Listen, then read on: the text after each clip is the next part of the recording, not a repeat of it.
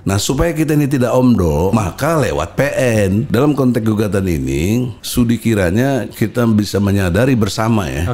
Kapasitas presiden dalam konteks ini yang terhormat ya, Joko Widodo, saya menilai tidak punya kapasitas gitu. Karena saya udah uji, bukan saya omong kosong, bukan nuduh-nuduh, nggak berani datang. Maka tidak bermaksud so heroik, tapi kita bicara tentang nilai. Kita ini diajarkan tauhid, Allahu Akbar. Apa menurut Anda artinya Allahu Akbar? Allah Maha Besar. Artinya presiden kecil, menteri kecil, semua kecil, nggak boleh ada yang dianggap besar. COVID yang terbaru ini tidak bermaksud klaim, tapi kan kita semua jadi saksi. Penanganannya keliru berat dari sejak awal, sehingga korban sampai lebih 100.000 orang. Bayangkan itu, 100.000 itu manusia, Masya Allah. Satu jiwa saja kalau menurut Al-Quran, surat Al-Ma'idah ayat 32, itu sama dengan kalau kamu membunuh manusia tanpa alasan yang jelas, kamu sama juga membunuh semua manusia.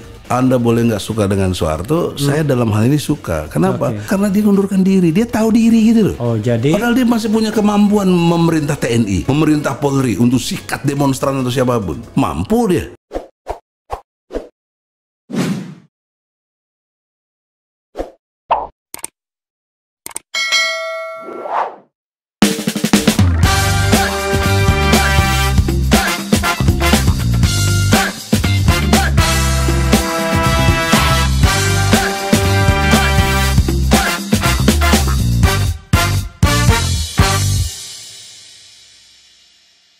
Assalamualaikum warahmatullahi wabarakatuh. Waalaikumsalam. Sobat RH sekalian, jumpa lagi di channel yang keren ini, keren cadas ya.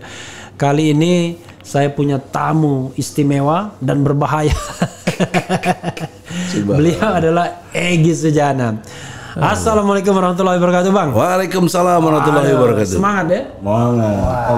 Allahu Akbar ya. Jujur, benar dan adil. Kenapa Abang Jubedil ya. Kenapa Abang tidak mencalonkan diri sebagai hakim? Itu kan sifat-sifat hakim kan? Jujur, benar dan adil itu. Dalam perjalanan saya waktu masih mahasiswa. Abang dekatkan sedikit nggak apa-apa, Bang? Nah, waktu mahasiswa, saya bercita-cita mau menjadi hakim.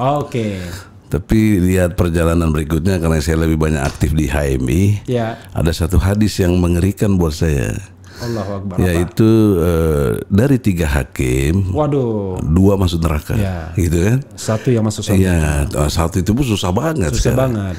Nah, oleh karena itu saya berpikir yang hadis lain. Riwayat Nawawi. Iya. Kemudian saya berpikir dalam pengertian fungsi. Advokat ini lebih bagus, dia bisa milih, nggak ngikutin apa yang ada, kesalahan-kesalahan yang ada, nggak ikut dalam sistem sekarang.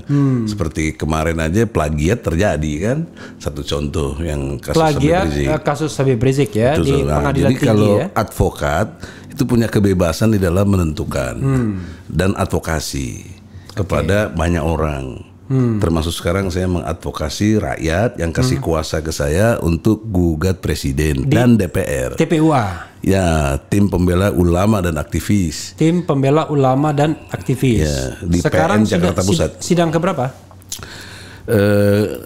Kemarin terakhir ke-8 ya. Sidang sudah ke-8 lewat mediasi, sudah saya bacain gugatan. Kalau untuk DPR, kalau untuk presiden kita sudah replik.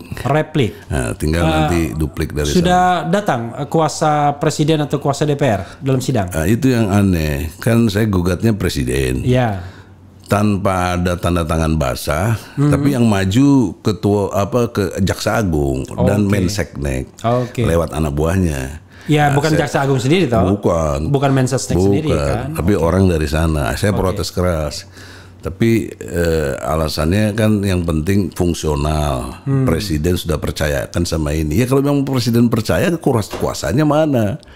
Kan begitu. Surat kuasanya nggak ada? Nggak ada. Padahal kan mereka mengklaimnya si jaksa itu pengacara negara katanya. Pengacara negara kan bukan untuk presiden dong. Karena konteksnya kita mengerti secara hukum presiden ini dalam fungsi jabatan positifnya itu betul-betul harus diawasi oleh DPR. Nah, maka dua-dua kita gugat. Nah, logika gugatnya dari mana? Ada 3 pintu. Pintu perdata, pintu pidana, pintu tata negara. Nah, saya mengerti secara hukum, orang banyak protes, ini kan urusan tata negara, kenapa jadi lewat perdata? Nah, dia lupa bahwa ada hukum besar. Ini gugatan melawan hukum ya? Ya, melawan hukum yang pasal 1365. Ya, Undang-undang itu anak hukum itu udah paham lah itu. Karena itu yang paling banyak dipakai. Nah, dalam perspektif itu saya melihat ada perbuatan melawan hukum. Apa itu? Tercela. Ada kata tercela dikaitkan dengan pasal 7A dari UUD 45 itu. Maka dalam perjalanannya bisa juga dipidana. Tapi saya mengerti presiden tidak bisa dipidana. Maka saya pintu masuknya lewat perdata dulu. Pidana dalam kondisi dia sebagai presiden. Pidana biasa. Pasal 421 ada sebagai satu pejabat yang membiarkan atau memerintahkan sesuatu. Dipidana 2 tahun 8 bulan. Nah, itu kan jelas konstruknya itu secara hukum. Maka saya draft gugatan itu. Saya temukan kurang lebih 66 janji presiden yang sering dikampanyekan waktu itu. Antara lain yang kita kenal semuanya SMK. Sampai hari ini mana mobil SMK? SMK itu kan serius sekolah menengah kejuruan, bukan? Iya. Tapi kan klaimnya mobil yang bikin. Saya ingat waktu itu saya kan kerja di SIDES sama Mas Adi Sasono almarhum. Tentu di bawah pengawasan. SIDES itu Center of Information Development Studies ya. Itu think tank di bawah ICMI. Saya diajarin betul tuh sama Habibie, saya ingat betul. Komponen untuk mobil itu kurang lebih 5.000 item. Untuk pesawat 50.000. Nah, persoalan seriusnya ini anak SMK tahu dari mana untuk bikin mobil yang seperti itu. Itu udah kalau didetailkan udah pasti ketidakbenarannya, ketidakjujurannya, ketidakbenaran dan ketidakadilannya dalam konteks berbangsa dan bernegara. Nah, itu ya satu kondisi objektif yang saya pegang 3 kata tadi, itu yang saya pegang. Maka jujur benar adil. Nah, kita ujilah. Nah, supaya kita ini tidak omdo, maka lewat PN. Saya udah bosen lewat demo-demo. Saya sudah dikenal juga pernah raja demo. Bahkan akhirnya dipentungin dan lain sebagainya. Memimpin pekerja muslim. Iya, PPMI, Persaudaraan Pekerja Muslim. Itu lebih banyak lawannya pengusaha-pengusaha. Nah, dalam konteks gugatan ini, studi kiranya kita bisa menyadari bersama ya. Kapasitas presiden dalam konteks ini yang terhormat ya, Joko Widodo, saya menilai tidak punya kapasitas gitu. Karena saya udah uji, bukan saya omong kosong, bukan nuduh-nuduh, nggak berani datang. Kalau dia jenderal sebagai presiden yang punya 4 tugas pokok presiden itu 4. 1, mensejahterakan seluruh rakyat Indonesia. Kedua, mencerdaskan kehidupan bangsa. Ketiga, menjaga tumpah darah seluruh rakyat Indonesia. Yang keempat, melindungi. Yang keempatnya, politik bebas aktif untuk menjaga perdamaian dunia. Nah, dalam konteks 4 tugas pokok itu semuanya disfungsional gitu loh. Nah, persoalan serius berikutnya, kenapa juga DPR cicing wae, kok malah ngikutin kebijakan yang ada. Cicing wae itu apa bahasa Sunda? Bahasa Sunda, diam aja. Oh, diam aja. Saya bukan orang Sunda soalnya. Orang mana? Orang Sumatera. Palembang. Oh, itu galau. Wong kita galau. Nah, itu. Jadi dalam perspektif itu, pada tempatnya lah hukum ini yang belum pernah diuji. Yang kedua, pemikiran saya tentang trias politika, yaitu mengenai eksekutif, sambil minum Bang ya, eksekutif, legislatif dan yudikatif. Yang saya perankan dalam konteks gugatan eksekutif presiden, legislatifnya DPR. Nah, bagaimana cara saya nguji yudikatif? Ya bawa ini ke pengadilan. Kalau negeri kita mengklaim negara kita negara hukum, Supreme Court kita itulah pengadilan itulah tertinggi, nggak bisa diganggu gugat. Presiden pun harus tunduk dengan hukum. Nah, oleh karena itu format antara teori dan praktek dari 3 pintu tadi, perdata, pidana dan tata negara itu ketemu. Nah, buktinya kita diterima di pengadilan, dilayani sampai mediasi dan lain sebagainya, tapi mediasi gagal total. Karena tuntutan dari kita dalam pengertian kepada perbuatan tercela, Kalau dikaitkan dengan perdata. Nah, ini perbuatan melawan hukum tapi konstruksinya perbuatan tercela. Iya, konstruksinya itu. Dan kita sudah bikin 66 lebih malah. Kalau banyak nama-nama yang terbaru misalnya 11.000 triliun. Ada di kantongku. Dan itu terpisah dengan yang di luar negeri. Kalau aku mau tinggal aku keluarkan aja. Kan mana? Kok malah ngutang gitu loh. Kan logiknya nggak jalan gitu loh. 11.000 itu maksudnya jumlah utang akhir pemerintahan. Kalau menurut kata orang ahli ekonomi 10.000. Iya 10.000 tapi kan dia lebih dikit ya. Lebih dikit. Masya Allah. Lebih beban berat lagi buat lebih kita. Lebih optimis maksudnya itu. Lebih berat lagi karena yang bayar kita lewat pajak kan. Nah, jadi ketemu antara teori dan aplikasi ilmu hukum yang saya pelajari, yang saya mengerti. Jadi dengan bergulir seperti itu, teruji 3 lembaga ini. Legislatif, eksekutif, dan yudikatif. Dan semuanya, terutama eksekutif, legislatif, termasuk DPR pun tidak datang. Tapi satu bagusnya DPR, Puan Maharani tanda tangan. Itu surat kuasa. Surat kuasa. Tapi yang datang itu anggota DPR atau staf? Biro hukum. Oh, biro hukum. Itu melecehkan juga saya bilang. Saya bilang, kalau perlu sewa lawyer yang paling top. Mari kita berdebat secara ilmu hukum. Karena Muldoko sama Luhut aja kan bisa sewa Bela si Otto Hasibuan sama Jennifer Girsang. Iya. Ya kan? Kenapa presiden nggak bisa?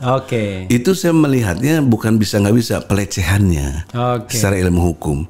Kenapa? Karena presiden bersumpah. Pasal 9 UUD 45. Apa sumpahnya? Demi Allah sebagai presiden dan wakil presiden untuk menjalankan undang-undang sebaik-baiknya dan seluruh-seluruhnya demi nusa dan bangsa. Nah, persoalan seriusnya peradilan itu kan satu tata cara mekanisme hukum. Kenapa dia nggak taati? Dari situ aja kita sudah bisa menilai secara objektif loh, ya, sistematis. Toleran saya itu di situ. Jangan kita ini justru toleran kepada ketidakbenaran. Toleran harus kepada kejujuran, kebenaran, dan keadilan itu sendiri. Tuntutan abang apa? Nah, maka saya minta mundur. Mundur. Karena kalau dia suruh ganti rugi, mana bisa ganti rugi? Jadi penderitaan rakyat udah banyak sekali. Jadi gugatannya itu minta diputuskan mundur. Iya, kepada majelis hakim. Misalnya kalau majelis hakim, let's say misalnya bilang, ya gugatan dikabulkan. Ya, berhasil kita. Iya, kalau dikabulkan langsung mundur dia. Lah iya dong. Nggak perlu lagi proses politik lagi. Perlu kalau tata negaranya. DPR bersidang, kasih pendapat ke MK, MK kasih pendapat lagi ke DPR, baru sidang istimewa. That's the point ya. Yang paling penting adalah kan Bang Egy tetap konstitusional, masuk ke jalur konstitusinya. Tapi ini jalur awalnya untuk dalam tanda kutip memberikan peluru kepada DPR, kira-kira begitu kan? Maksudnya. Kalau ada putusan penuh kesadaran DPR udah digaji rakyat, tapi kok begitu cicing wae tadi itu kan? Nah, ini yang harus dijelaskan ke publik, biar publik kan paham. Itu alhamdulillah antum lewat izin Allah, Refli Harun udah terkenal ngundang kita, aduh luar biasa menurut ini. Menjadi sekarang sudah sidang ke-8 semuanya. Sidangnya digabung atau pisah? Pisah. Hakimnya juga beda. Jadi DPR sendiri. Saya 2 gugatan jadinya. Apa? Gugatan bukan pasal, nomor perkaranya 265 dan 266. Itu kalau 265 presiden. Iya. Presiden itu 265 DPR, 266 presiden. DPR apa yang digugat? DPR cicing wae tadi. Itu disfungsionalnya. Lalu kan dia punya hak interpelasi. Dia punya hak angket. Dia punya hak berpendapat. Kenapa nggak digunakan ini? Lalu dalam banyak hal. Misalnya COVID yang sudah makan korban ratusan ribu orang. Gugatannya apa? Petitumnya? Gugatannya teguran hakim kepada DPR, fungsikan itu, panggil si presiden. Karena sejarah coba, antum kan ahli tata negara kan. Pernahkah ada DPR dalam kerjaannya selama ini pernah manggil presiden untuk pertanggungjawaban atau apa? Nggak pernah. Nggak ada. Ini sejarah bangsa yang kelam menurut saya. Ya selalu diwakili oleh menteri kan, termasuk interpelasi. Presiden nggak bisa seperti seolah-olah nggak bisa disentuh. Nggak bener ini. Kita kan equal before the law-nya, harus dijaga dengan baik. Jadi kasusnya itu sendiri, kalau DPR sudah sampai tadi? Kalau DPR sudah sampai nunggu jawaban mereka. Kita sudah baca gugatan. Baru baca gugatan? Baru baca gugatan kemarin. Jadi baca gugatan, belum eksepsi? Belum. Nah tergantung nanti apakah eksepsinya diterima atau enggak. Tapi saya wanti-wanti kepada hakim, jangan masuk angin gitu loh. Kalau presiden tadi? Presiden tadi duplik. Oh, berarti eksepsi diterima? Nggak diterima? Belum dibicarakan. Makanya besok itu apakah pembuktian ya sebelum masuk situ atau mereka langsung terima. Saya duga kalau hakimnya masuk angin ya dupliknya eksepsinya diterima. Oke. Nah kalau itu ya kita nggak usah patah semangat. Saya banding. Oke. Banding kalah lagi saya kasasi. Oke. Jadi buying time-nya itu saya kira sampai 2024 ini sampai lah insya Allah. Oke. Jadi buying time-nya itu kayak Habib Rizik juga. Itu soal lain lah. Ini kan soal presiden. Satu karena buying gini, time untuk putusan. Indonesia tidak bermaksud saya merasa lebih baik ya. Nggak ada yang menegur presiden secara serius seperti ini, nggak ada. Kalau ini kan ukurannya jelas. Saya mesti punya alat bukti, saya mesti punya saksi. Nggak boleh asal ngomong. Kalau politisi asal ngomong aja jeblak begini-begini. Alat buktinya apa? Saksinya apa? Nggak bisa. Nah kalau ke pengadilan ini terukur. Kita tidak anarkis. Kita pasti pelajaran kepada masyarakat untuk penegakan hukum yang benar itu begini. Kalau tidak salah ya, waktu dekret 5 Juli 59 di mana Bung Karno membubarkan konstituante dan lain sebagainya, termasuk memberlakukan Undang-Undang Dasar, itu memang ada juga yang menggugat ke pengadilan. Karena ya orang mekanisme hukum kemana lagi kecuali ke pengadilan kan? Tapi nggak ada sejarahnya ya terungkap. Iya nggak pernah. Tapi saya tahu dari Harun Ar-Rasyid ngomong begitu. Ya, tahu. Jadi pernah ada yang menggugat. Perkara kemudian soal diterima tidak itu soal lain ya. Iya. Oke. Tadi Jubedil, jujur, benar dan adil. Iya. Berat bang kalau jadi advokat. Iya memang. Tahun berapa dari advokat apa? Tahun 92 sih. 92 ya. Tapi abang ini kok aneh ya. S1-nya kan IPB. Enggak, S1 Jayabaya. Jayabaya tapi S2, hukum. S2 saya ke Berlin dulu, sempat di Berlin. Oke. Beasiswa dari Kuwait. Tapi Kuwaitnya dibom sama Irak itu. Oke. Saya kan dulu ketua HMI, jadi ada dari WAMI pembiayaannya. Sehingga saya terkapar jadi arbeiter. Arbeiter itu buruh. Bisa pulang baru bukan arbiter ya, arbeiter. Arbiter lain lagi hukum. Arbiter lain itu lagi. S2-nya tahun 92 ya IPB. di IPB. S3-nya IPB lagi. Pengelolaan sumber daya alam. Tapi berarti abang pakai ijazah S1-nya. Iya. Sarjana hukumnya S1-nya. Iya. Karena kalau nggak sarjana hukum kan nggak bisa jadi advokat. Iya, bisa dong. Jadi alpukat bisa. Iya, kita ngerti lah kode etik. Bahkan saya pernah wakil presiden KAI, Kongres Advokat Indonesia, Indra Sahnun ya. Iya, waktu almarhum Indra presiden, saya wakil presiden. I see. Sekarang presidennya siapa? Kongres Advokat. Adiknya. Siapa nama itu? Oke lah, berarti tahun 92 sudah praktek advokat ya? Udah. Tahun 92. Udah banyak dong uangnya berarti. Tapi gini, tidak bermaksud saya so idealis ya. Karena saya berpakem kepada Jubedil. Lawyer yang saya jalankan fungsinya untuk tentu Jubedil ini sendiri. Maka antum nggak pernah lihat track record saya bela koruptor.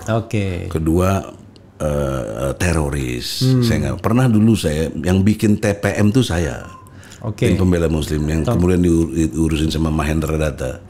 Saya pendirinya. Waktu itu saya bela Imam Samudra. Terus saya berpikir kok Islam begini.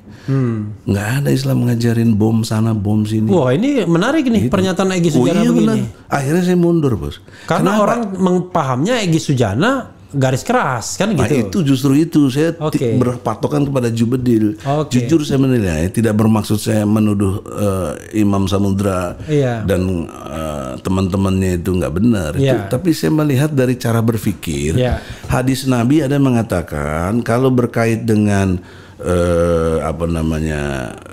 kejuliman, kamu punya kekuatan, pakai kekuatan. Nggak bisa bilisani ngomong. Nggak bisa bikolbihi hati, tapi itu namanya iman. Hati yang menolak. Jadi menurut saya daya dobraknya tidak dengan terorisme dong. Harus kembali ke ini dengan cara hatinya betul-betul protes. Misalnya malam bangun tahajud nggak suka dengan keadaan, terus belajar ngomong, ajak rekrutmen orang, terus bikin kekuatan. Itu yang benar cara berpikir saya. Jadi apa metodenya? Itu deduktif atau induktif ya? Metodenya deduktif. Deduktif. Jadi bisa ke induktif. Ya, gitu. Jadi mulai dari yang Kecil dulu dari diri sendiri, besar, baru besar lagi. Baru sampai merubah keadaan. Itu satu. Hadis yang kedua yang saya pahami lagi. Metode induktif itu kalau dari induktif ke deduktif. Yang kedua, ada yang mengatakan dari hadis yang saya pahami itu senyum saja ibadah. I see. Pindahin duri dari jalan ibadah. Bayar sedekah dan ibadah. Kok masa bohong sembarangan? Nah, di situ saya berpikir serius tuh. Karena pertama yang membela dulu Laskar Jihad tuh, Ja'far Umar Thalib. Itu saya.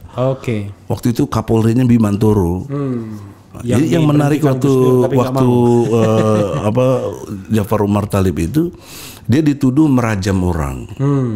Nah, saya lihat kondisi objektif Ambon waktu itu nggak ada pemerintahan, mana polisi, mana jaksa, nggak ada.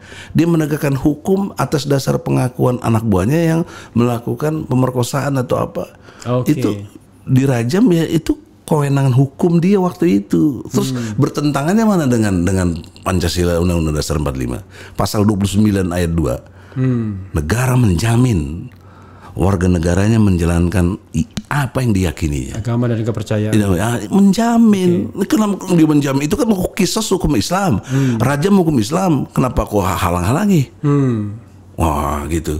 Akhirnya tidak bermaksud saya mengklaim ya. Waktu itu saya punya dialog langsung di kantor Kapolri itu. Dia dengar, kalau gitu gimana? Dia sering manggil saya kepala suku, Pak Bimantoro. Ya kok atur gimana lah? Ya gini Pak, kasih penundaan, kasih penangguhan. Tapi banyak nih, ada seratusan orang lebih dengan anak buahnya. Penundaan, penangguhan, penahanan. Iya. Udah saya jamin Pak, ada saya punya villa di Bogor, di villa saya. Gitu. Dikasih penangguhan tuh. Berapa orang? 100 orang lebih. Ke Bogor semua? Iya. Jadi tidak ada kerumunan waktu itu? Enggak. Masih tahun berapa kan? Kalau sekarang udah kena juga itu. Udah kena. Tapi juga kerumunan juga nggak benar itu. Jokowi banyak melanggar kerumunan nggak apa-apa. Gimana itu? Kan hukum itu kan bagi rakyat. Ya itulah tugas kita dengan Jubedil. Makanya saya koruptor, terorisme, pemerkosa, pembunuh saya nggak mau bela. Saya kembali lagi salah gitu. Berat tapi untuk menjalani profesi advokat mau jujur benar dan pas-pasan aja. Untung ada beberapa teman yang jadi pengusaha, dia baik, masih ngasih buat saya. Jadi kalau enggak, waduh, lepas juga kita istiqomah itu.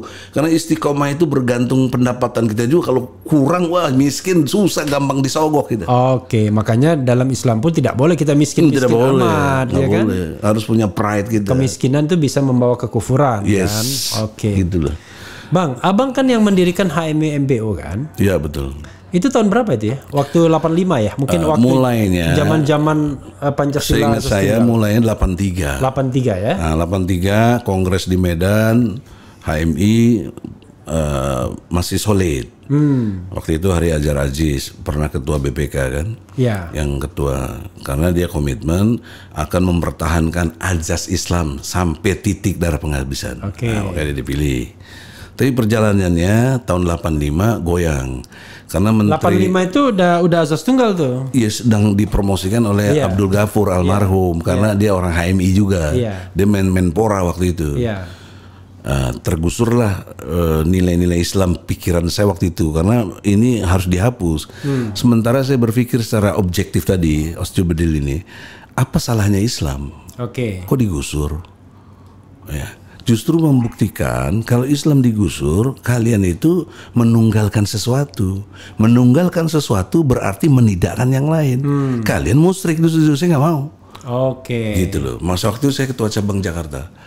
Menunggalkan sesuatu ya. Padahal yang tunggal Allah Subhanahu Wa Taala. Itu maksud saya.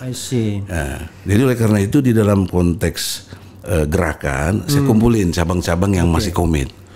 Ya, ada terkumpul 11 cabang. 11 cabang. Itu cabang itu levelnya provinsi ya. Berarti 11 provinsi. Iya, kayak Jakarta satu.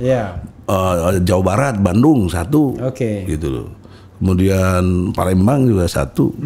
Jadi karena itu di dalam pengertian ini tapi ada koordinator. Yogyakarta. Koordinatornya itu namanya Batko. Mengkoordinasi cabang-cabang. Badan koordinasi ya. Nah, coba bayangkan dari sekian 60-an cabang cuma ada 11 yang berani. Iya, logikanya apa tuh? Oke. Maka tidak bermaksud so heroik, tapi kita bicara tentang nilai. Kita ini diajarkan tauhid, Allahu Akbar. Apa menurut Anda artinya Allahu Akbar? Oke, Allahu Akbar, Allah Maha Besar. Artinya presiden kecil, Oke. menteri kecil, semua kecil, nggak boleh ada yang dianggap besar. Apa arti Allahu Akbar? Bukan hanya Allah Maha Besar, presiden kecil, menteri kecil. Iya, semua kecil. Diri kita juga jangan sombong, kecil, ya. Yang besar Allah. Nah ini ilmu tauhid 1 menit kita ajarin, insya Allah bersemayam di hati dan pikiran kita untuk selamanya. Insya Allah. La haula wala quwata illa billah. Karena kehidupan yang kita harus tempuh adalah konsistensi. Akhirnya abang mendeklarasikan. Oh, deklarasikan di Jogja. Di Jogja. Jogja. Tahun 86. HMI MPO. MPO. Jadi Majelis Penyelamat Organisasi. Tapi tetap saja HMI gitu ya. Iya dong. Himpunan Mahasiswa Islam. Iya. Majelis Penyelamat Organisasi. Ketua umum pertamanya. Saya. Egy Sujana. Iya. Oke. Siapa lagi tokoh-tokoh lainnya? Setelah saya Tamsil Lindrung. Oh, Tamsil Lindrung. Nah, kita undang. Saya udah janji sama Tamsil Lindrung. Iya. Bang Tamsil sana saya janji sama dia. Waktu saya ketua umum, dia staf ketua saya. Oke. Tapi tentu tidak gampang kan, pasti dikejar-kejar oleh pemerintahan Soeharto. Bukan dikejar-kejar lagi. Waktu itu kita kongresnya di seputar kandang kambing lah. Oke. Di hutan itu, di Jogjanya itu. Nggak banyak tahun. Sampai kesiannya Pak Lurahnya dipecat. Maksudnya di rutan? Iya, maksudnya minjem. Ada rumah lurah di situ kita pakai. Jadi lurahnya kan dukung kita tuh. Setelah itu saya dengar dipecat, ya kasihan juga tuh. Oke. Karena waktu itu Orde Baru masih kuat. Oh iyalah, 86. Dan habis baru kejadian Tanjung Priok lagi 84. Iya, 82 83. 84 ya. 84 ya Tanjung Priok.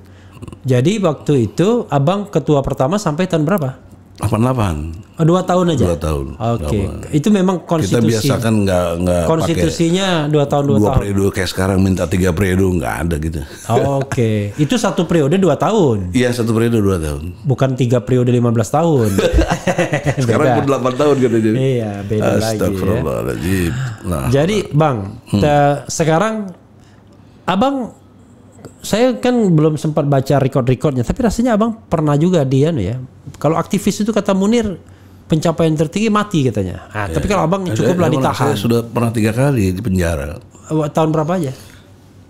Ya itu yang Ajas Tunggal. Tahun tapi berapa nggak lama di Laksus. Waktu itu masih ada Laksus. Laksus. Keramat 5 itu. Oke. Siapa Laksusnya? Sudomo.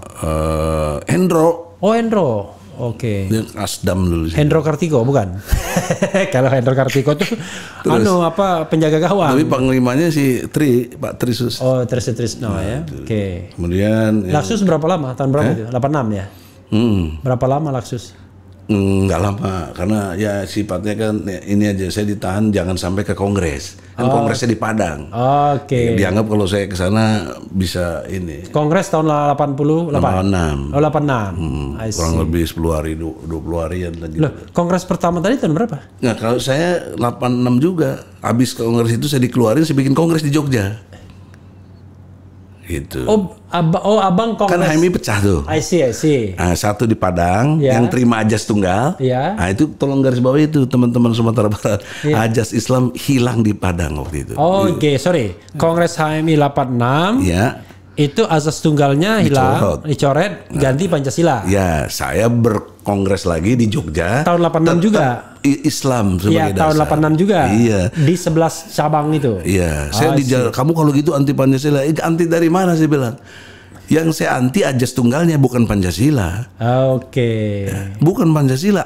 Menunggalkan itu ciri komunis. Oke, seolah-olah bahwa Pancasila itu primus inter pares. Iya, paling utama. Jadi agama jadi subordinat. Iya, padahal saya debat secara ilmu ideologi ya. Kan saya pahami ilmu ideologi itu ada 6 lah poin-poin pentingnya. Jadi kalau Anda mengklaim Pancasila ideologi, saya bilang belum. Karena belum memenuhi syarat. 1, pandangan hidup oke, berupa ajaran oke, kemudian tidak tersistem. Mana Pancasila tersistem? Nggak ada saya lihat. Ya, kemudian tidak ada aturan operasional. Misalnya, bagaimana menurut Pancasila kalau tidak sholat? Iya. Kan repot jawabnya. Iya. Nanti yang nggak sholat nggak Pancasilais dong. Padahal yang non Muslim gimana? Itu pernah juga saya bicara di MK tapi untuk itu, tapi diprotes, dilaporin polisi saya. Karena itu logika di MK viral banget tuh. Iya, logika dalam konteks Pancasila, sila pertama ketuhanan yang Maha Esa. Nah, kalau mau jujur secara ilmu, ya tauhid dong. Emang siapa? Karena saya lihat sejarahnya Ki Bagus, Anda lebih memahami. Ki Bagus Adikusumo yang mengusulkan konsep Tuhan Maha Esa itu Ki Bagus. Gara-gara untuk menghilangkan. Setelah dihilangkan 7 kata. Nah, mereka pikir dengan menghapus syariat Islam itu bebas dari sekolah. Allah kasih satu strategi yang oleh Ki Bagus justru berlaku tauhid. Ketuhanan yang Maha Esa. Iya, orang Jogja. Ketua Umum Muhammadiyah waktu itu tahun 45. Nah, lewat sejarah itu, jadi nggak mungkin saya menentang Pancasila, amat sangat tidak mungkin. Justru sandarannya ini, dan saya harus memberlakukannya. Caranya gimana? Jangan tinggalkan Islam. Saya berani taruh secara ilmu ideologi. Kalau Islam ditinggalkan, kering. Pancasila nggak ada nilainya. Jadi abang mau mengatakan Pancasila dan Islam itu berkesesuaian. Two side in one coin. Yes. Dua mata koin yang sama. Dua sisi di mata uang yang sama, di koin yang sama. Tahun 88 berarti abang selesai. Nah, itu terus saya setelah itu apa kegiatan? Ke Jerman. Ke Jerman. Berapa lama Jerman? Ya tadi harusnya kan lama 7-6 tahun, tapi setahun nggak selesai karena dibubarin itu beasiswa saya. Gara-gara Kuwait dibom. Beasiswanya negaranya aja hilang. Apalagi beasiswanya. Akhirnya pulang ke Indonesia. Tahun jadi pekerja dulu. Tahun berapa? Tahun 92. Tahun 92 pulang ke sini. Jadi advokat. Saya ujian advokat, lulus, kemudian daftar S2. Daftar S2 langsung ke IPB dan sekaligus jadi advokat. Gitu. Jadi praktek, ceramah, sekolah, all together. All together dan berkeluarga. Berkeluarga tahun 90-an juga. Cucu udah mau 7 saya. Allahu Akbar. Antum belum ya? Boro-boro cucu kita, menantu aja belum. Putra berapa abang? Putra 5. Putra 5, luar biasa ini keluarga berencana zaman dulu.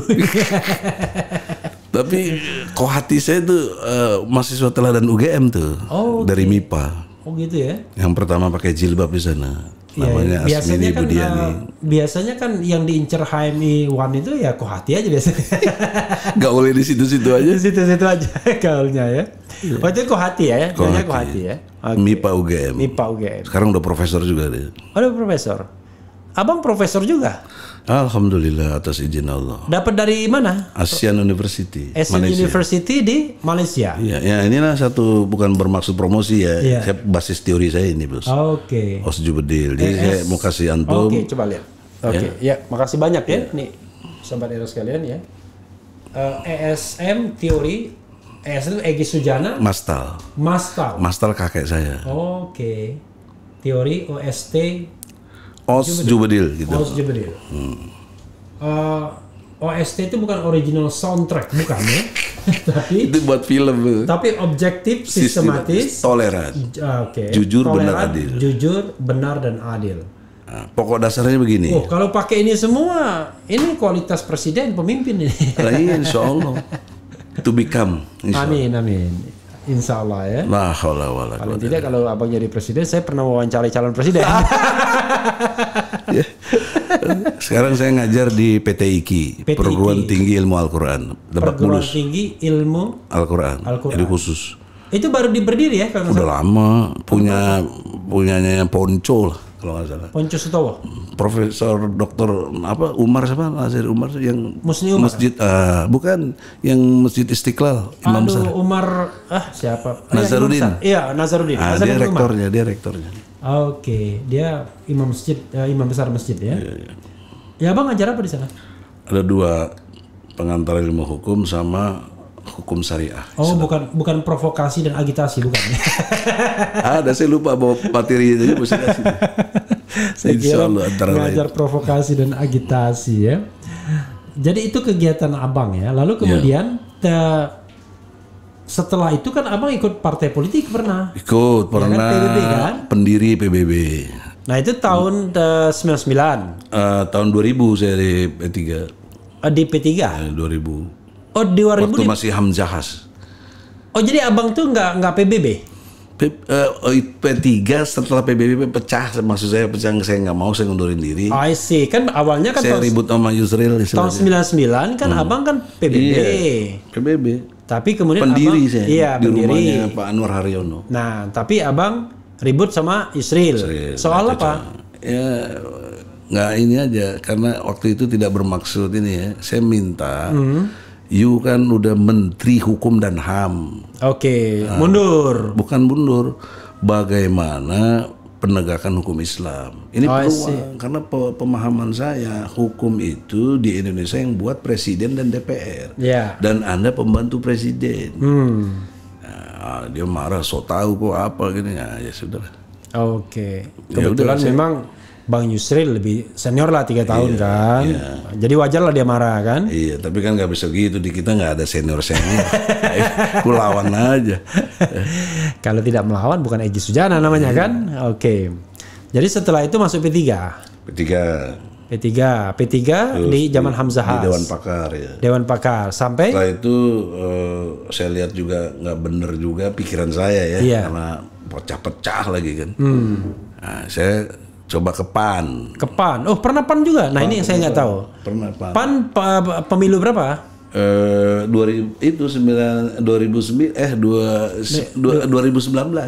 Oh, 2019 iya, kemarin. Iya. Oh, jadi 2019 kemarin. Caleg dari Oke, kalau caleg Jakarta pernah Selatan. jadi caleg PBB tahun 99. Iya. Kemudian caleg P3 enggak, karena saya udah nggak mulai cocok, saya DPD. Oh, DPD tahun 2004. Ya. Oke. Jawa Barat ya? Ya, Jawa Barat. Berat Jawa Barat. Berat banyak. Kemudian tapi dapat suaranya lebih 1 juta juga sih. Oke. Mestinya 1 juta abang datang ke DPR. Tolong dong. Karena yang waktu itu lawannya Ginanjar lebih dari 2 juta. Iya, lebih. Nah, kemudian DPD 2004, 2009 ikut pemilu. Bukan 2009 enggak ikut. Saya ngelawan terus. 2014 waktu itu. Enggak ikut. 2019 baru ikut lagi. Oke, tapi sekarang enggak PAN lagi? Enggak, udah keluar bersama anaknya Amin Rais tuh keluar saya. Oke, jadi anaknya Amin Rais keluar. Ya, saya bareng keluar. Bareng ya, Hanafi Rais ya. Ya, Hanafi. Tapi yang anaknya yang satunya ikut Zul. ikut mertua. Iya. Ya kan? Oke. Jadi dari perjalanan hidup abang itu, sebenarnya abang nyari apa? Saya juga merenung itu, betul juga tuh, luar biasa itu.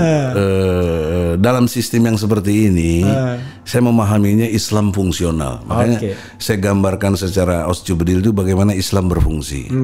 Nah, ada 3 pilar yang memungkinkan tuh itu. Satu, pendekatan kita sebagai integritas, orang yang berintegritas. Kedua, kapasitas. Ketiga, otoritas.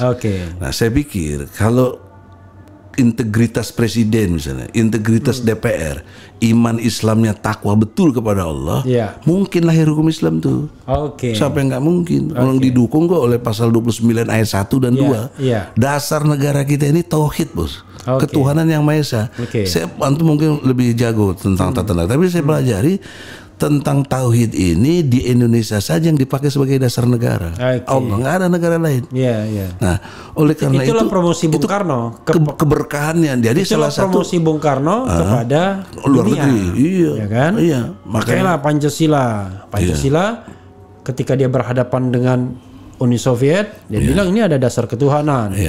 Begitu berhadapan dengan liberal, di sini ada musyawarah mufakat. Saya ingin mengatakan begitu. Jadi kita akui lah Bung Karno the best lah untuk itu. Jadi dalam perspektif ini sebagai Islam yang harus berfungsi, saya tadi jadi mencoba gitu loh. Tapi pernah juga calon ketua KPK saya daftar betul. Oh, daftar. Barang tahun berapa? Lawannya Antasari itu. Berarti periode yang kedua ya. Dan itu saya baru tahu situ, pada main-main semua. Saya benci itu. Kan memang begitu sekarang. Iya, itu juga yang saya kritik kan. Nyogok gitu loh. Saya udah bilang untuk state auxiliary agency atau state independent body, semakin Anda berintegritas, makin Anda punya kapasitas, makin punya netralitas, semakin digeser. tidak terpilih. Iya, semakin digeser itu saya rasakan betul itu. Karena yang tidak bermaksud mengklaim paling bagus ya, tapi isi kok tas begitu? soalnya. Iya, bukan kapasitas. Tapi isi tas. Nah, jadi logika sederhana tadi untuk bisa Islam ini berfungsi, tadi integritas, kapasitas, otoritasnya harus jelas. Kau apa gitu. Nah, saya coba lewat pemilu, kan itu konstitusional. Jadi nggak mungkin saya dituduh teroris, orang saya ikutin prosedur. Iya. Tapi terakhir saya yang tangkap kedua itu dituduh ambil teroris saya. Makar. Yang bom itu bom molotov itu. Kan abang kan dituduh makar juga ya? Iya, makar juga. Tahun berapa? Tahun 2019. 2019. Padahal saya bicara di depan rumah Prabowo dan saya bela Prabowo waktu itu karena sebagai lawyer.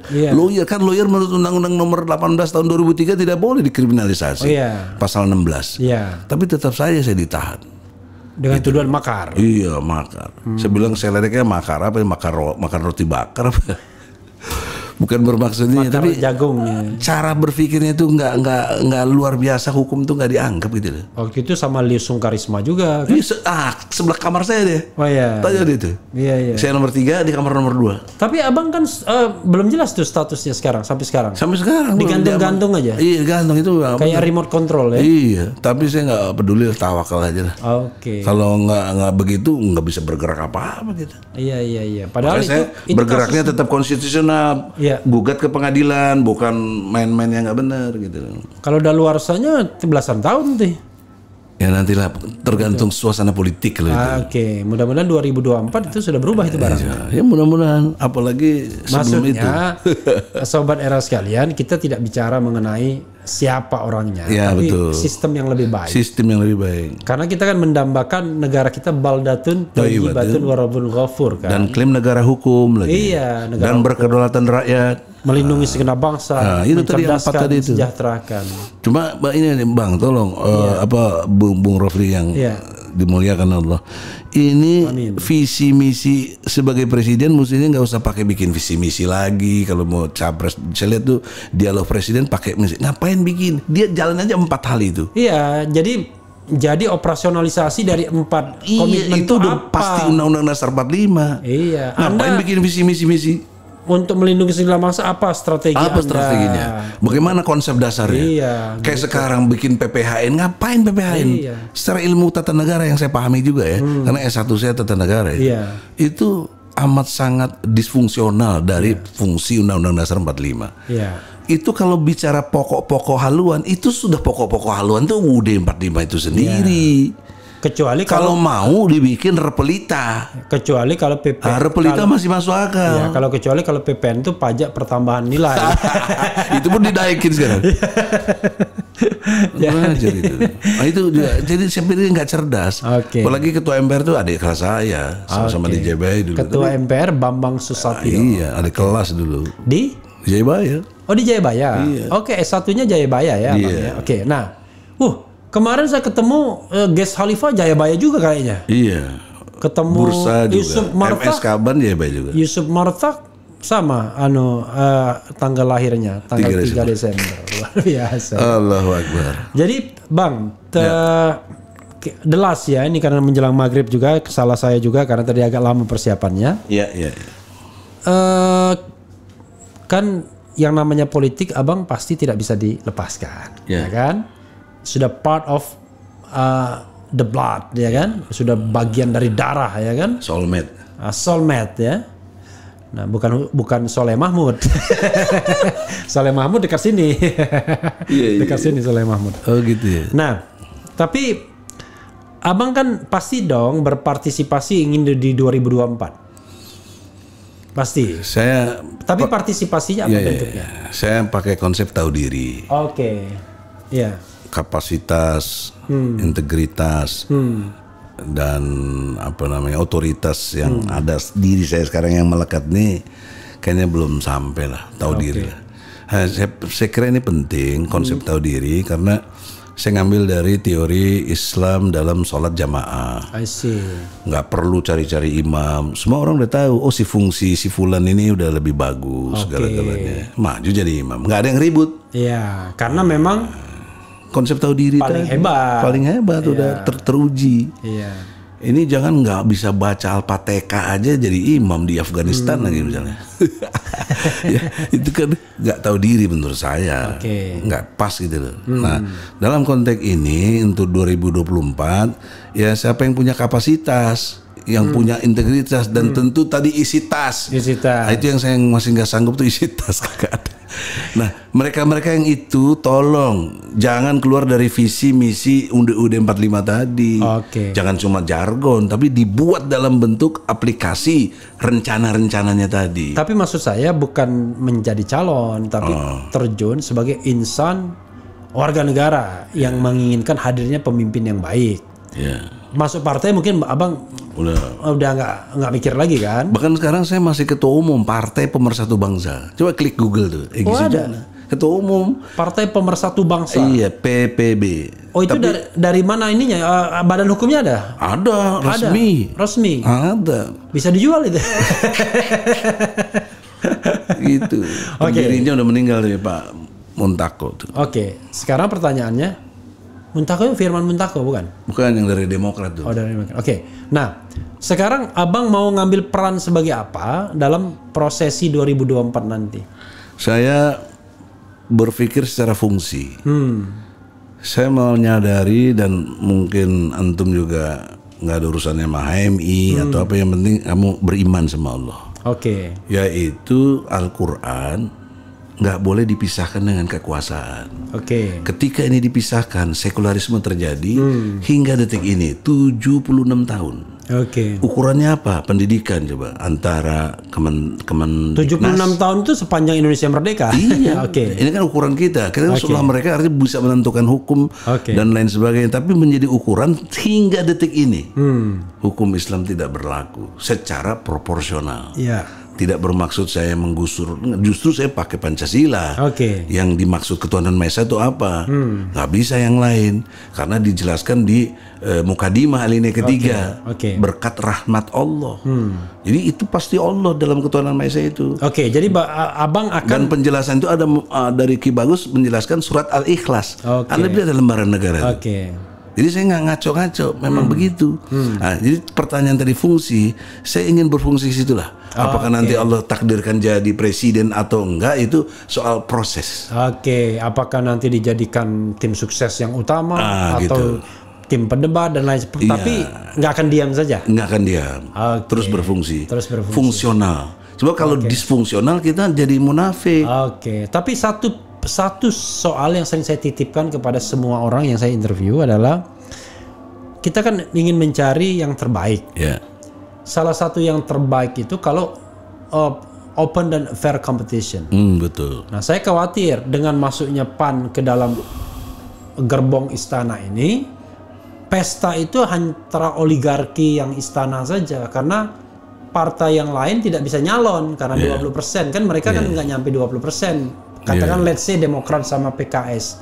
Sikap abang apa terhadap fenomena ini kalau tiba-tiba wah ini ada sebuah, saya katakan, permufakatan jahat demokrasi untuk hanya pesta di antara mereka saja? Saya memahaminya ada 3 hal. 1 feodalisme, 2 oligarki, 3 transaksional. Ini pasti berurut ini.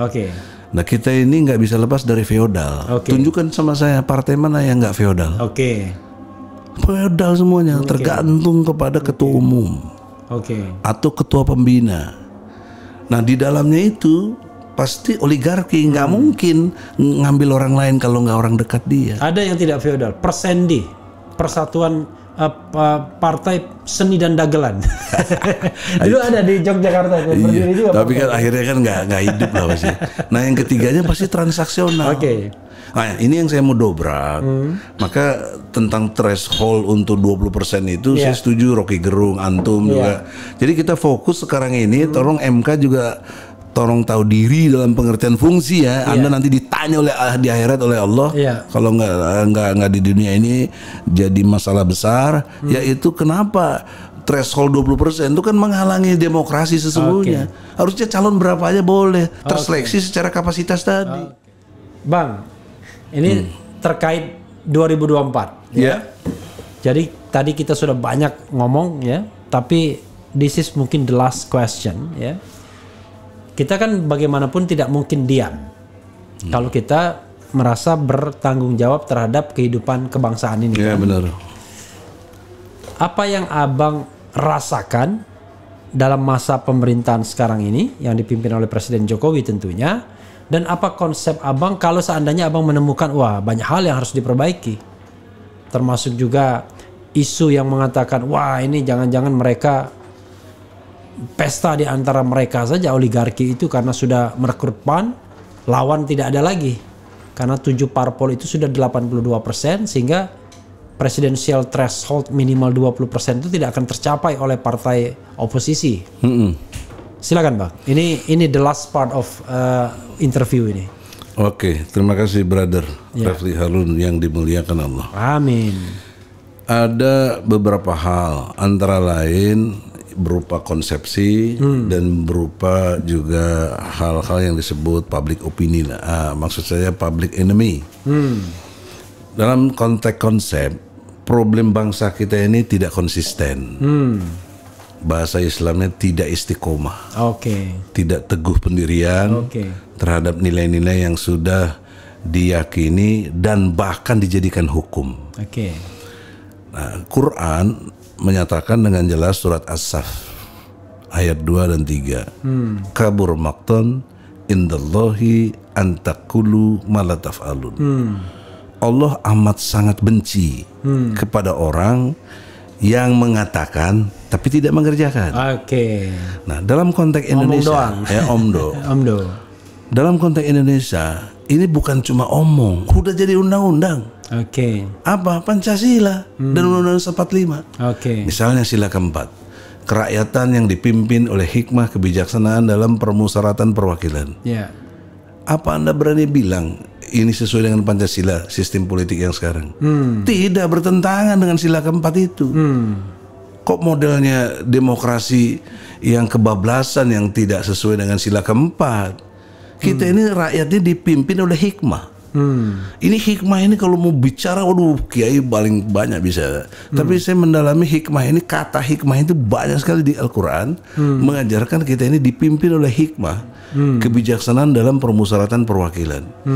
Jadi orang-orang yang punya kapasitas hikmahnya itu loh, itu yang harusnya mewakili. Yang punya hikmah kebijaksanaan. Iya, bukan orang sembarangan karena punya duit, calon ini, calon itu, nyogok sana, nyogok sini. Akhirnya itu. Nah, kemudian Allah mengingatkan lagi di surat At-Taubah ayatnya 23. Aba'akum wa ikhwanakum. Bapak-bapak kamu dan saudara-saudara kamu jangan kamu pilih jadi pemimpin. Aulia disebut di Quran itu. Atau pembina atau yang mengayomi kamu, jangan jika ia mengutamakan kekafiran atas keimanan. Artinya ada jikanya. Ya, jika. Jadi kita tidak nepotisme gitu. Nepotisme itu boleh tapi berkualitas. Berkualitas. Tadi osjubedilnya dipakai. Nah, maka kalau kamu pilih juga kamu zolim. Ya, itu konstruk yang kedua. Konstruk yang ketiga, surat Al-Maidah ayat 51. Jangan kamu pilih pemimpin Yahudi Nasrani. Kalau kamu pilih juga kamu sama bagian dengan mereka. Nah, dari 3 konstruk Quran ini kita harusnya berpikir secara serius dan cocoklah dengan sila keempat. Jangan lagi menyimpang. Kita ini udah menyimpang jauh. Boleh adu argumentasi siapa? Anda kan profesor juga di bidang apa keliru saya memahami bahwa sekarang ini menyimpang dari Undang-Undang Dasar 45 dan Pancasila, khususnya Pancasila dan Undang-Undang Dasar 45. Jadi maksud Abang pemilihan presiden langsung ini mau diapakan? Ya, dalam pengertian itu tidak bermaksud juga menggurui. Ini kan sudah ada begini. Tapi pertanyaan seriusnya bagaimana kita mengingkari Pancasila? Apa jalan keluarnya untuk supaya ini tidak bertabrakan dengan nilai-nilai tadi? Kan nggak mungkin kita rubah Pancasila. Nah, maka jalan keluarnya tentu dibikinlah kembali kepada konsep yang Undang-Undang Dasar 45 yang asli. Nah, ini orang juga banyak keliru. Kalau yang asli nanti nggak ada batasan kepemimpinan. Masa jabatan. Nggak ada. Itu nggak penting dalam Islam. Kalau dia betul jujur, benar, adil, kita disejahterakan sesuai 4 tugas pokok presiden dari Undang-Undang Dasar 45. Ngapain kita ganti-ganti? itu bicara dan menghemat biaya luar biasa. Karena setiap pemilu itu ratusan triliun, bukan sedikit. Untuk apa uang sebanyak itu? Nah, lebih baik dalam pengertian itu kembali ke Pancasila. Kalau mau konsisten dengan Pancasila, itu yang saya bilang problem kita ini tidak konsisten. Maka Allah benci. Nah, kebencian Allah terlihat dari seluruh kebijakan yang diambil oleh rejim ini banyak menyimpang. Misalnya COVID yang terbaru ini tidak bermaksud klaim, tapi kan kita semua jadi saksi. Penanganannya keliru berat dari sejak awal, sehingga korban sampai lebih 100.000 orang. Bayangkan itu, 100.000 itu manusia, Masya Allah. Satu jiwa saja kalau menurut Al-Quran, surat Al-Ma'idah ayat 32, itu sama dengan kalau kamu membunuh manusia tanpa alasan yang jelas, kamu sama juga membunuh semua manusia. Apalagi 6 ya. Apalagi 6 ya. Ini udah ratusan ribu lah kita itu COVID. Karena salah penanganan. Dan biayanya sudah lebih dari 1.034 triliun. Yang sepengetahuan saya tahu, mungkin sekarang udah lebih. Pokoknya lebih dari 1.000 triliun. Outputnya mana? Kok COVID terus dari? Kok PPKM dijalan? Nah, PPKM itu harus dimengerti pembatasan, bukan pelarangan. Tapi kenapa pelaksanaannya jadi pelarangan? Ya, dalam pengertian yang kita lihat, dagang ini nggak bisa, itu nggak bisa, keluar rumah nggak bisa, dilarang semua. Boleh. Itu kan jadinya nggak menyimpang dari konteks program yang dimaksud dengan pembatasan. Tapi Bang, semua orang kan banyak mengeluh soal begini. Tapi what should to be done, ya kan? Apa yang harus dilakukan? Saya sudah lakukan, gugat Jokowi. Kan jelas itu, terukur. Jadi maksud Abang, maka nanti kita lihat pemerintahan ini harus diakhiri secara konstitusional. Nggak boleh kita, tidak inkonstitusional. Kan antum sering lihat juga di video saya lihat. Kalau menjatuhkan presiden boleh, asal konstitusional. Kalau yang nggak boleh itu inkonstitusional, bikin makar, bikin gerakan-gerakan anarkis, ya itu yang nggak boleh. Kita gugat ke pengadilan boleh. Itu sangat konstitusional. Mengeluarkan pendapat, opini boleh. Boleh, dijamin oleh undang-undang pasal 28 huruf E. Tapi kan namanya perjuangan ada plan A, ada plan B-nya. Let's say itu plan A. Kalau misalnya belum berhasil, saya tidak mengatakan tidak kan, belum. Kan plan B-nya kan tetap harus ada pemilu 2024. Saya tetap konsisten di situ. Saya tidak sependapat dengan Habib Rizik berkait dengan pengadilan akhirat. Karena itu nanti. Semua kita yakin ada itu. Ngapain bicarain nanti? Dan kita udah nggak ada di situ. Lebih baik pengadilan rakyat. Pengadilan rakyat ini yang paling solutif. Kalau dulu saya mengistilahkan gara-gara ini saya ditangkap si people power. Saya bilang people power itu sesuai dengan koridor dari Pancasila dan Undang-Undang Dasar 45, yaitu kedaulatan rakyat. Anda mau bantah bahwa rakyat yang berdaulat di negeri ini?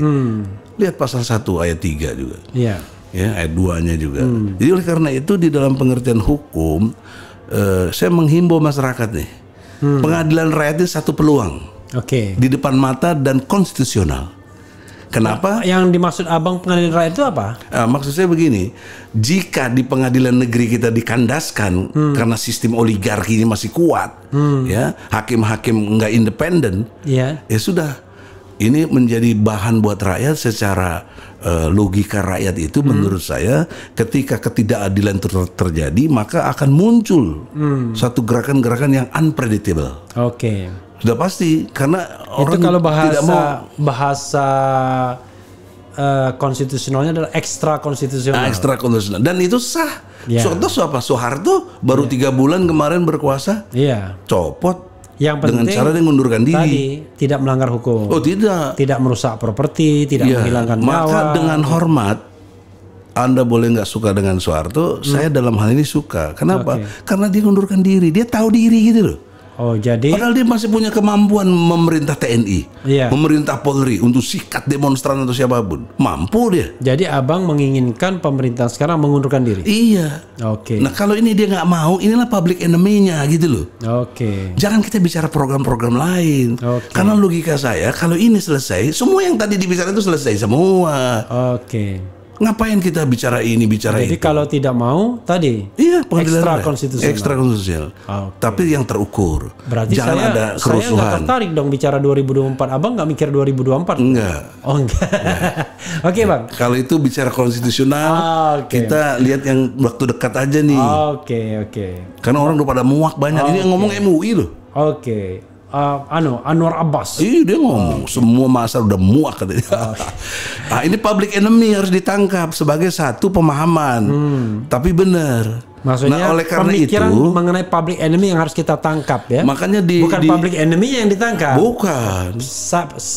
Satu pemikiran Satu tentang pemikiran. the public enemy. Istilah saya ada 3. Satu persepsi, satu kesadaran, satu pentaatan. Oke. Nah, itulah yang harus kita bangun dalam public enemy. Oke. Sekarang persepsi Anda melihat di negeri kita ini gimana? Oke. Siapa sumber masalahnya? Oke. Nah, kalau nggak cerdas juga ya jangan jadi aktivis lah, jangan jadi sumber masalah. Sumber masalahnya jelas. Yang kedua, konsep pergantiannya itu nggak konsisten, harus sesuai dengan Pancasila. Oke. Supaya kita nggak dituduh macam-macam. Ya, kita ini betul-betul mengerti. Musyawarah dan mufakat. Iya. Dalam musyawarah mufakat itu ada konsep tahu diri. Tahu diri dan hikmahnya itu tadi. Hikmahnya. Oke. Jadi kalau Anda nggak sanggup ya jangan sok-sok, walaupun Anda isi tasnya penuh, tapi kapasitas kau apa? Oke. Mari kita berdebat seperti secara ini demokratis sekalipun. Ini kan uji kapasitas juga. Iya. Kalau kita nggak punya kemampuan memprediksi dan ilmu-ilmu yang kita pelajari selama ini, ya nggak bisa sih diundang sama Refil Harun juga.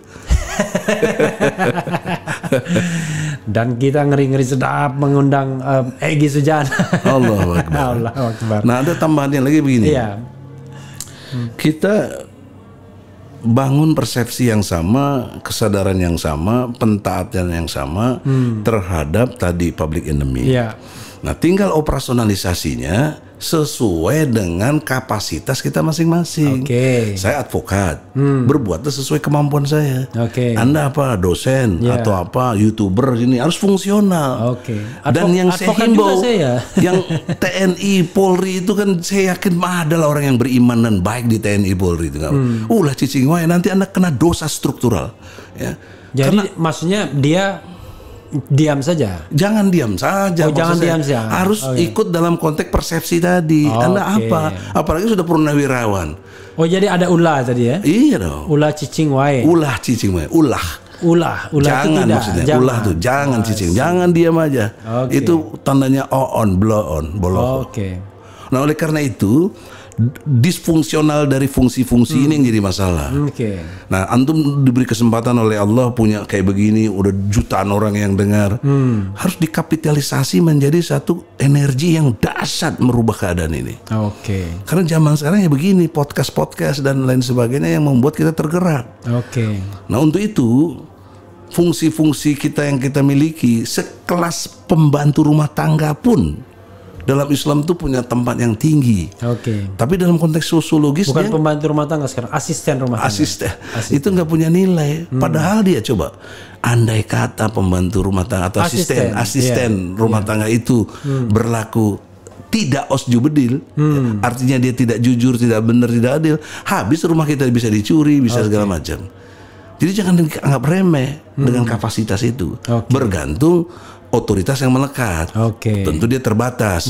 Ketika kita pergi dari rumah, dia bisa ini. Nah, sekarang logika berikutnya, kalau kapasitas dia presiden, kapasitas dia DPR, kapasitas dia menteri, kan harusnya punya bobot besar di dalam konteks perubahan ini. Karena barang yang dijaga itu Republik Indonesia ini. Iya.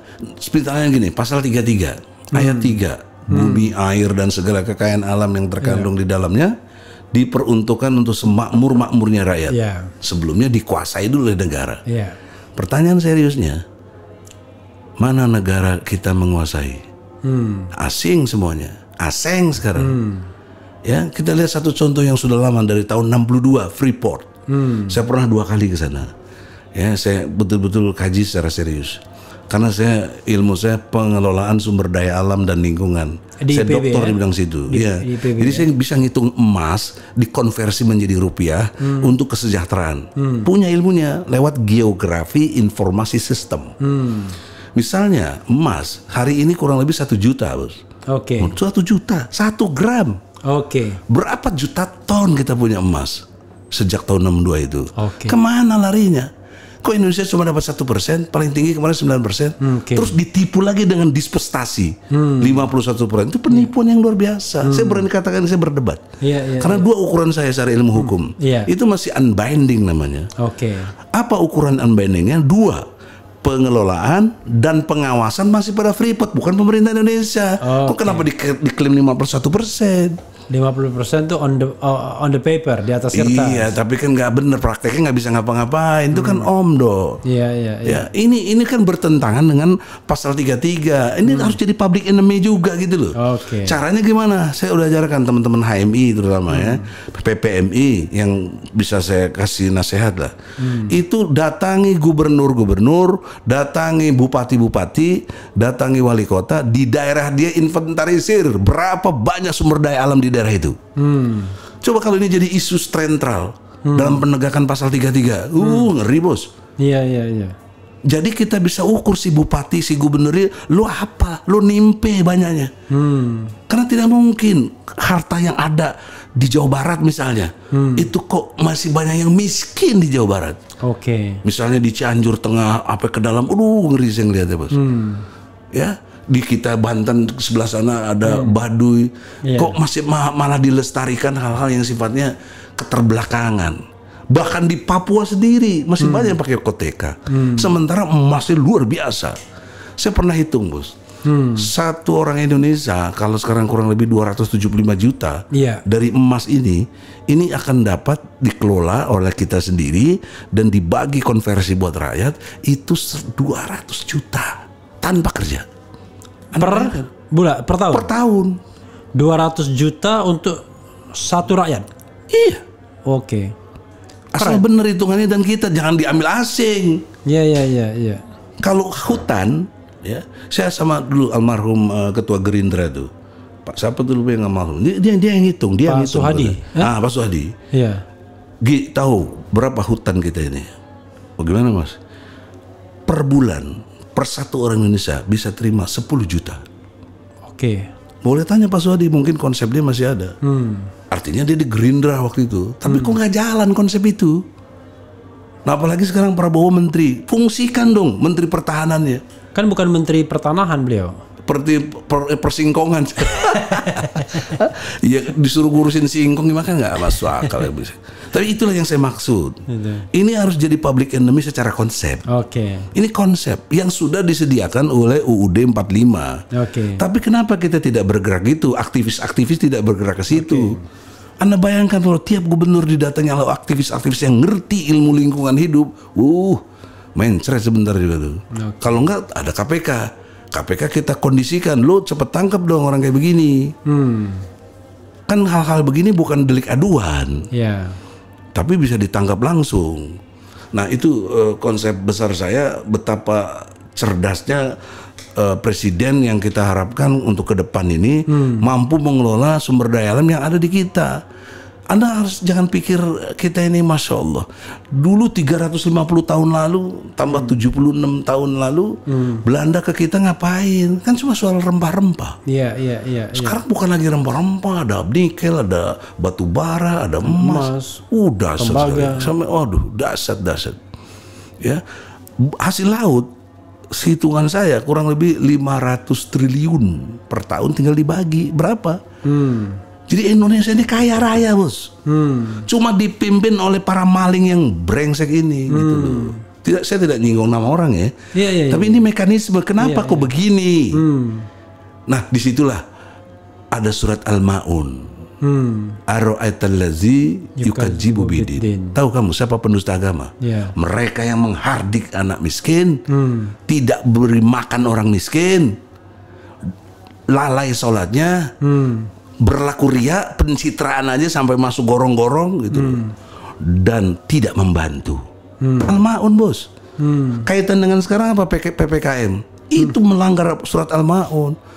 Orang kecil dipentungin, bahkan didenda sampai 5 juta. Itu semua ada. Orang mau cari nafkah susah. Ditambah lagi sekarang PPKM, ditambah lagi kayak film seri aja. Ini kan nggak worth it di dalam konteks memimpin. Pemimpin itu adalah orang yang mampu merubah keadaan dari tidak baik menjadi baik. Itu pemimpin, nggak usah sok-sok pinter lah.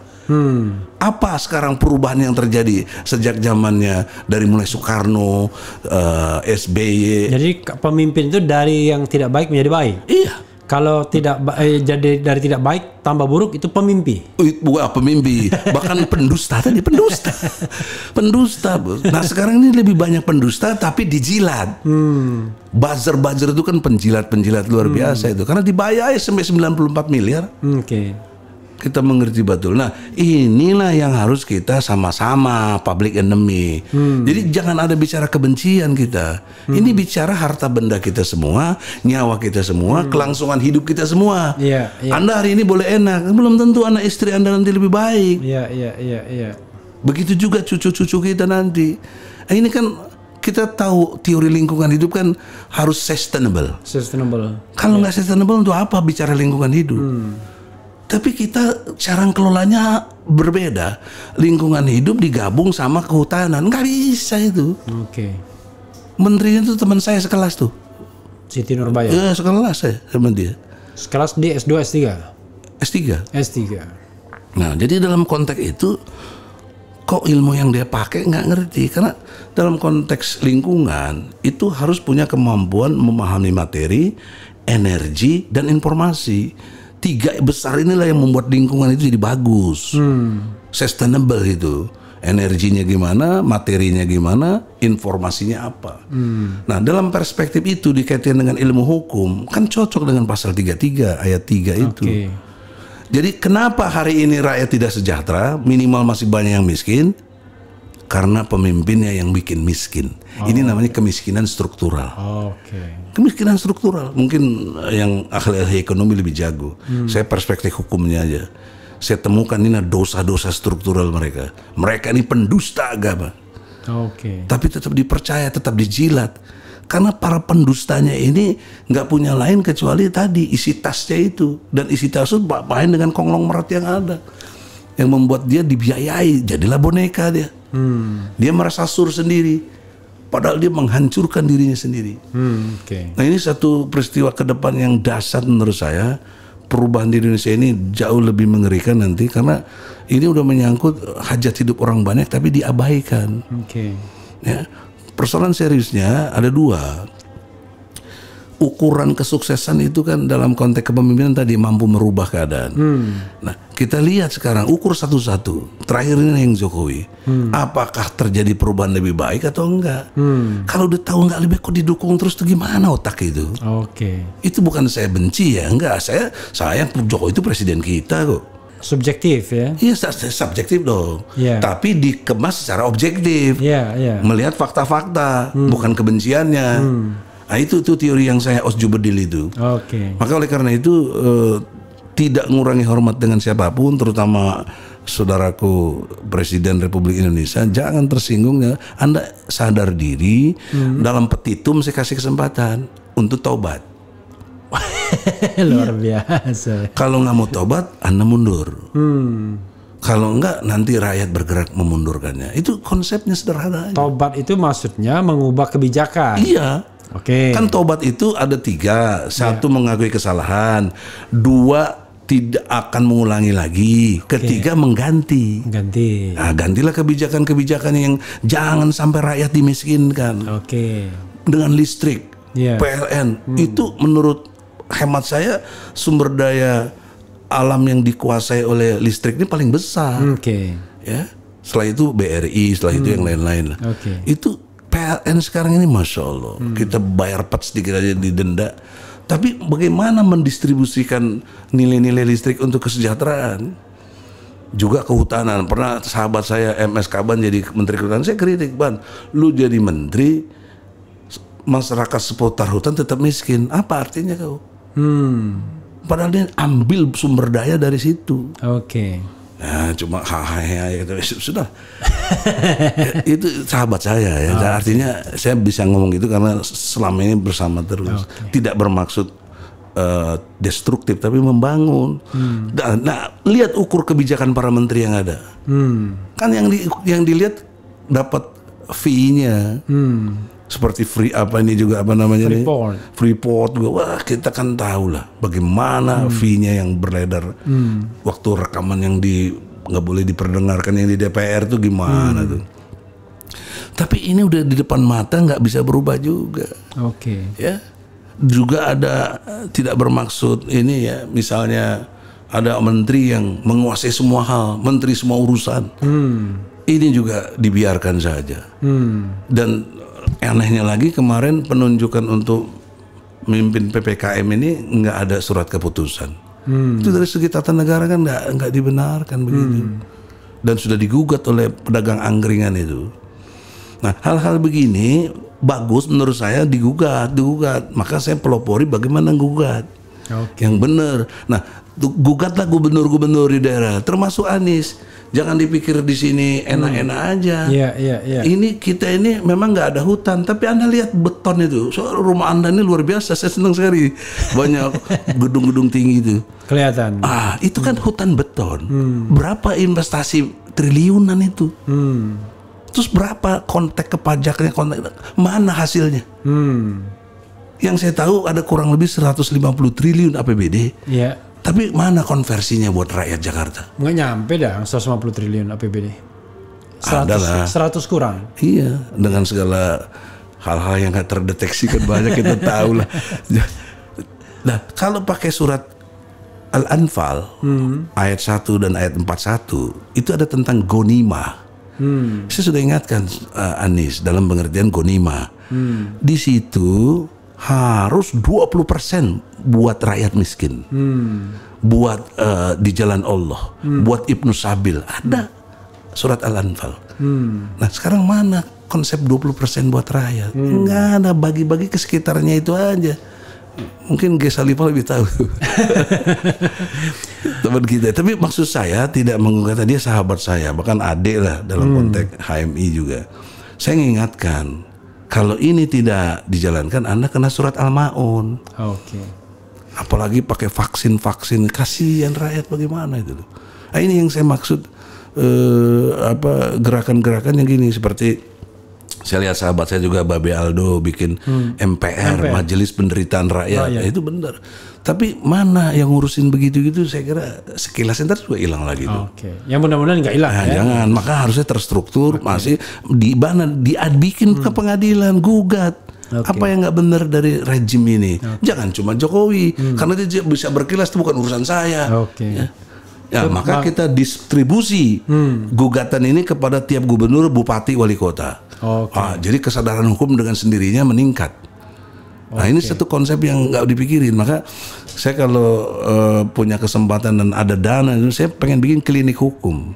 Klinik hukum di tiap-tiap daerah, berseberangan dengan polsek misalnya, atau berseberangan dengan puskesmas.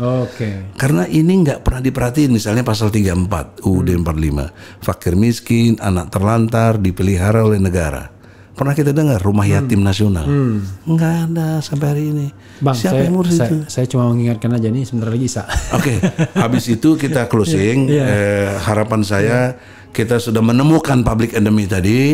Ya, orangnya siapa Anda pikirlah sendiri karena konsep saya sudah jelas. Ya. Kemudian yang keduanya. Dan Abang tidak tertarik bicara 2024? Enggak. Tertariknya adalah ASAP, as soon as possible. As soon as possible. Kalau tahun ini bisa bagus, tapi konstitusional. Jangan kita nggak konstitusional. Jangan anarkis. Jangan juga kita dialog begini juga dipersoalkan lagi nanti. Ini aspirasi. Nggak disetujui nggak apa-apa kan. Konstitusional. Nah, itu pesan-pesan moralnya. Last word Bang kepada sobat RH sekalian. Sahabat RH Refli Harun yang dimuliakan Allah. Saya lebih senang itu karena kekayaan yang Anda dapat, prestasi yang Anda dapat dibawa dalam ketaatan. Nah, jadi pesan moralnya saya kira saya menemukan teori Osjubedil ini lewat perenungan yang panjang ya, yang membuat kita betul-betul kalau bertindak secara Osjubedil semua masalah bisa diselesaikan, Bos. Saya bisa terangkan di situ ada skemanya juga. Nah, untuk itu tidak bermaksud promosi, ini adalah output untuk penyelesaian masalah. Ketika orang ditanya bagaimana nyelesain masalah, banyak yang nggak ngerti. Saya bisa jawab secara konsep maupun aplikasi. Ya, insya Allah tahun ini ada perubahan. La haula wala quwata illa billah. Amin ya rabbal alamin. Insyaallah. Allahu Akbar. Allahu Akbar. Presiden. Ya, saudara sekalian ya, kita dikejar-kejar azan lagi ya. Ini melewati 2 waktu sholat. Tadi kita maghrib dulu, kita lanjutkan dan sekarang menjelang isya. Banyak hal yang masih bisa didebatkan, didiskusikan. Soal setuju dan tidak setuju itu soal lainnya. Tapi yang jelas, mudah-mudahan demokrasi kita tetap terjaga. Yang penting tetap di channel ini. Cia. Allahu Akbar. Allahu Akbar. Terima kasih.